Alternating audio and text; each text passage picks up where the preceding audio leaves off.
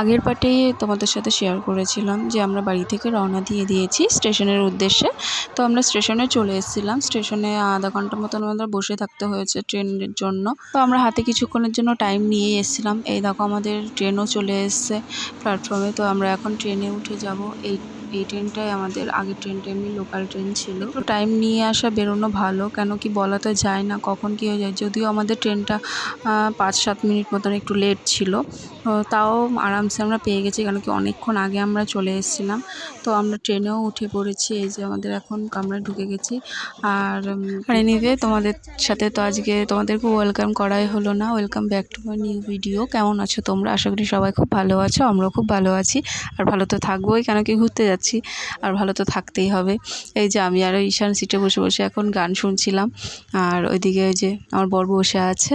তো এখন ওই মিষ্টি উঠেছিল, মিষ্টি নিয়ে এসেছিলো। তো এই লাইনের বেশ ভালো অনেক কিছু নিয়ে আসে, কিছুক্ষণ পর পর মিষ্টি সিঙ্গারা টিঙ্গারা নিয়ে আসে।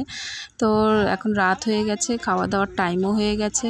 অনেকক্ষণ বসে থাকার পরে বেশিক্ষণ আর ভিডিও করতে পারিনি, একসাথে বসে থাকতে থাকতে আর ভালো লাগছিল না। তারপর আমরা তাড়াতাড়ি ডিনারটা সেরে ফেলেছি, কেন কি রাত মানে যত তাড়াতাড়ি শুতে পারবো ততই ভালো, কেন কি মাঝরাতে গিয়ে আমাদের নামতে হবে, আর বেশি রাত করলে ঘুমাতে পারবো না। এই যে রুটি নিয়ে এসেছিলাম। তারপর খাওয়া দাওয়া সেরে এই যে আমরা সবাই শুয়ে পড়েছিলাম। শোয়ার পরে তারপর সবাইকে বলছিলাম একটা সেলফি তুলি। ঈশানকে ডাকছিলাম। তো সবার ওপরে ছিল, আমার বর মাঝখানে ছিল, ঈশান আর নিচে ছিলাম, কেন কি আমাকে ওপরে থাকতে বলেছিল, আমার ওপরে থাকতে ভয় লাগছিলো, তো তার জন্য আমি নিচেই ছিলাম। তারপরে এই যে একটা সেলফি তুলছিলাম, সাথে একটু ভিডিও করে নিলাম। আর এই দেখো এখন দেখো ঘড়িতে কটা বাজে, 2:18। এখন আমরা নেমেছি স্টেশনে। আর চোখ মুখের অবস্থা দেখো। ট্রেনে কি আর সেরকম ঘুম হয়? সেরকম তো ঘুম হয়নি। যেইটুকু ঘুমাতে পেরেছি সেইটুকু। আর ঈশান অনেকটাই ঘুমিয়েছে, ওর জন্য আরও ভয় লাগছিলো, কেন কি যদি বাচ্চাদের ঘুম কমপ্লিট না হয় শরীর খারাপ করবে। তো আমরা এখন স্টেশনের বাইরে বেরোবো। আমাদের আরও লোকজন আছে, ওরা অলরেডি পৌঁছে গেছে ওখানে। ওরা হোটেল নিয়ে আছে, কেন কি ওরা সন্ধ্যেবেলায় সন্ধ্যে 7টার সময় ওরা পৌঁছে গেছে। তো ওরা এখন হোটেলেই ছিল। তারপর ওখান থেকে হোটেল নিয়ে হোটেলে রাতটা ছিল। তো আমরা এখন বসে আছি এখানে স্ট্যান্ডে, মানে এখানে সব কিছু স্ট্যান্ডে, মানে গাড়ি অটো টটো সব কিছু স্ট্যান্ড, এখানটায় বসে আছে। ওরা আসবে, তারপর ওদের আমরা একসাথে বেরোবো। বসে থেকে এত মশার কামড় খেয়েছি আমি আর ঈশান বলার মতন না, মানে মশার কামড়াচ্ছে, মারছি, বসে বসে গুনছি, মেরে মেরে এক জায়গায় জমাচ্ছিলাম আমি আরও। তারপর আমাদের সবাই চলে আসলো, আমাদের যারা যারা ছিল আরও সবাই এসে এখানে হোটেলে ছিল, তারা সবাই চলে এসে তারপর আমাদের একটা গাড়ি রিজার্ভ করা হলো। তারপর ওদের আমরা বেরিয়ে গেলাম। তো অনেক রাত, তখন কটা বাজে যখন আমরা ওখান থেকে রওনা দিয়েছি, তাও 3টে 3:30 মতন বাজে যখন আমরা ওখান থেকে রওনা দিলাম স্টেশন থেকে। তো এখন আমরা যাচ্ছি আমাদের মেন গন্তব্যস্থলে। আর সেই কোন রাতে রওনা দিয়ে দিয়েছি। এইদিকে মানে ভোরও হয়ে গেছে, এই দেখো মানে সকালের আলোও ফুটে গেছে, মানে আমরা যেতে যেতে। তোমরা একটু হলেও বুঝতে পারছো যে আমরা কোথায় যাচ্ছি। তো এখন তোমাদের বলেই দিই, আমরা গ্যাংটক যাচ্ছি। এনজিবির থেকে আমরা গাড়ি রিজার্ভ করেছি। আর এই দেখো সেই তিস্তা নদী, যেই নদীতে মানে কিছু মাস আগে খুব ভয়াবহ কাণ্ড হয়েছিল।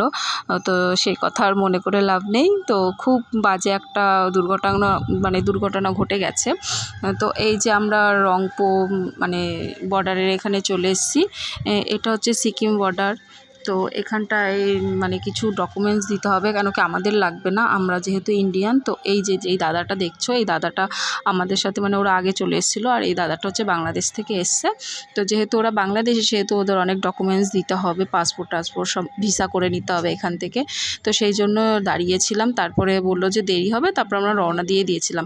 তারপর রওনা দেওয়ার পরে এবার ও একটা বাচ্চা ছিল, বাচ্চাটাকে নিয়ে যেই দেখেছে পুলিশটা, তারপর বললো যে ঠিক আছে তাড়াতাড়ি করে দিচ্ছি। যেহেতু তখনও খোলেনি, আর তখন বাজে হয়তো সকাল 5:30-6টা মতন বাজে। তো বললো 8টার আগে খুলবে না।